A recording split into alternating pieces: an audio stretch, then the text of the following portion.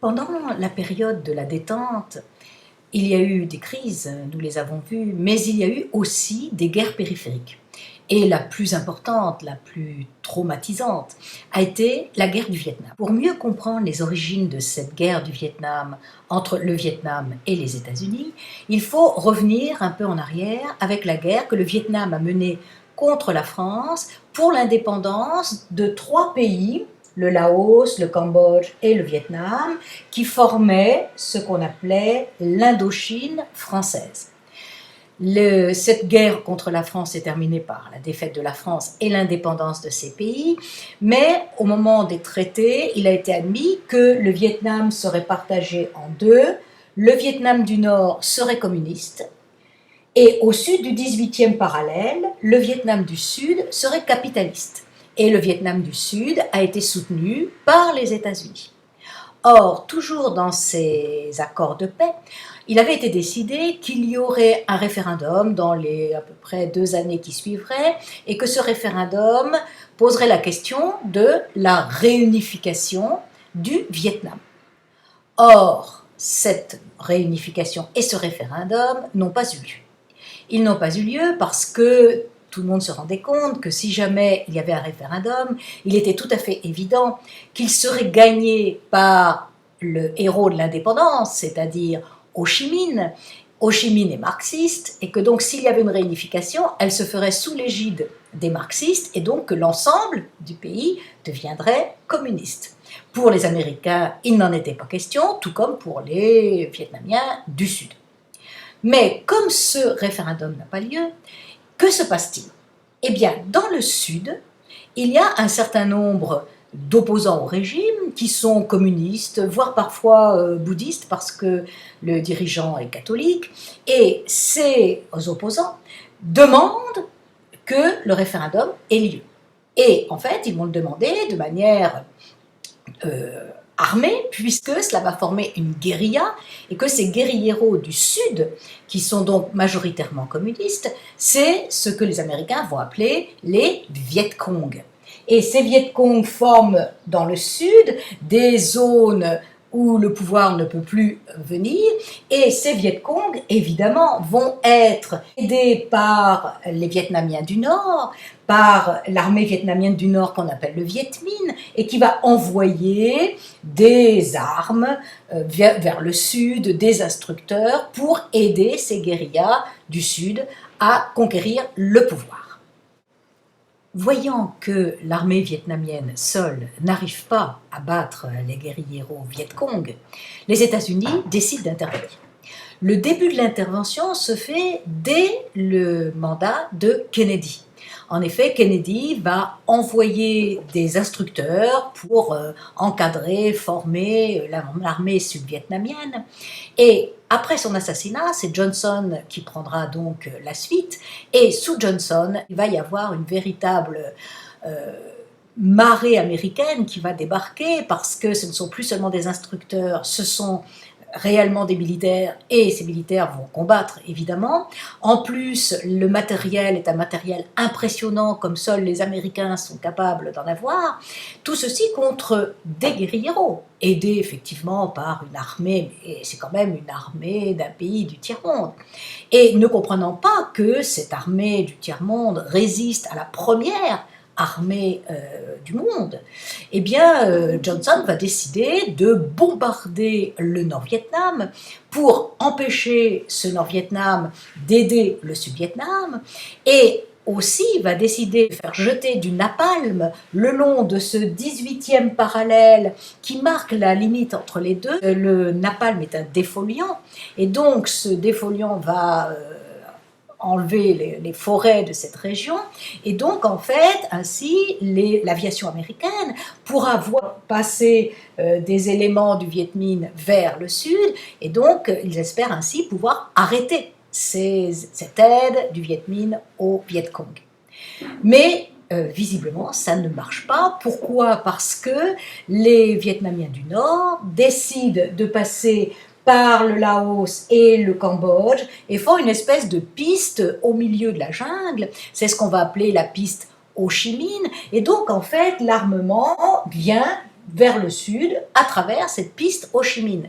Et le résultat, c'est que Johnson va donner l'ordre de bombarder et le Laos et le Cambodge, du moins dans leur partie orientale, pour éliminer cette piste Ho Chi Minh. Or, ni le Laos ni le Cambodge n'ont déclaré la guerre à qui que ce soit, et évidemment, ces bombardements sont parfaitement illégaux et donc secrets. Et malgré ces bombardements énormes, parce qu'il va tomber sur le Vietnam du Nord et sur la partie orientale de ces deux autres pays, 2,5 fois la quantité de bombes qui est tombée sur l'Europe pendant la Seconde Guerre mondiale. Donc quelque chose d'absolument énorme, et malgré ces bombardements, eh bien, il semble que le Viet Cong et le Vietnam du Nord continuent à s'opposer aux Américains. Et les Américains s'enfoncent dans le bourbier vietnamien. Lorsque le président Nixon arrive au pouvoir, en 1969, il y a 543 000 soldats américains en train de combattre au Vietnam. Et Nixon va se heurter à deux énormes problèmes. Premier problème, les soldats en question, au départ, les soldats, c'était des volontaires qui partaient. Mais avec l'intensification de la guerre, ce ne sont plus que des volontaires, il y a aussi des appelés qui sont tirés au sort, et une bonne partie de ces appelés ne connaissaient rien au Vietnam, ignoraient totalement ce qui s'y passait, et de toute manière sont démoralisés, découragés, parce qu'ils se rendent compte qu'on peut très bien mourir sans même voir ses ennemis. Et cette espèce de guerre, de guérilla, leur paraît quelque chose de parfaitement abominable. Résultat, ils se droguent, et effectivement la drogue va se répandre très fortement dans les armées, ce qui n'arrange pas le moral des soldats. Donc une partie de ces soldats vraiment pose problème. Et puis deuxième problème, eh bien aux États-Unis même, il y a une partie de l'opinion publique qui ne veut plus entendre parler de cette guerre, qui ne comprend pas du tout pourquoi la première armée du monde s'embourbe au Vietnam, qui se demande exactement qu'est-ce qu'on vient y faire. Et puis une bonne partie, ce sont des jeunes qui ne veulent pas du tout aller se faire tuer au Vietnam, parce qu'ils ne voient pas du tout quelle valeur on est en train de défendre dans ce pays. Et donc les manifestations se multiplient. Les médias couvrent toutes ces manifestations, et il y a donc une véritable montée de l'opinion publique contre la guerre du Vietnam, d'autant plus que tous les jours à la télévision, les Américains voient au moment des informations les cercueils arriver les uns après les autres des lieux de combat. Donc ça devient quelque chose d'insupportable pour l'opinion publique américaine. Nixon comprend qu'il faut absolument se désengager du Vietnam. Mais comment partir du Vietnam alors que, visiblement, l'armée est en train de s'embourber? Comment faire? Eh bien, son idée, ça va être une double idée en fait. Premièrement, il faut vietnamiser le combat, c'est-à-dire essayer de former assez de Vietnamiens pour qu'ils puissent remplacer l'ensemble des soldats américains. Et puis, deuxièmement, eh bien, il faut aussi intensifier les combats de manière à ce que l'on puisse discuter en position de force. Donc les bombardements vont reprendre, mais cette reprise des bombardements n'amène rien de plus. Les soldats sont toujours embourbés dans cette guerre qui n'arrive pas à gagner. Et il faut donc absolument chercher un médiateur pour pouvoir arriver à des traités de paix qui soient des traités supportables par l'opinion américaine. Qui peut être un intermédiaire? Eh bien, la Chine.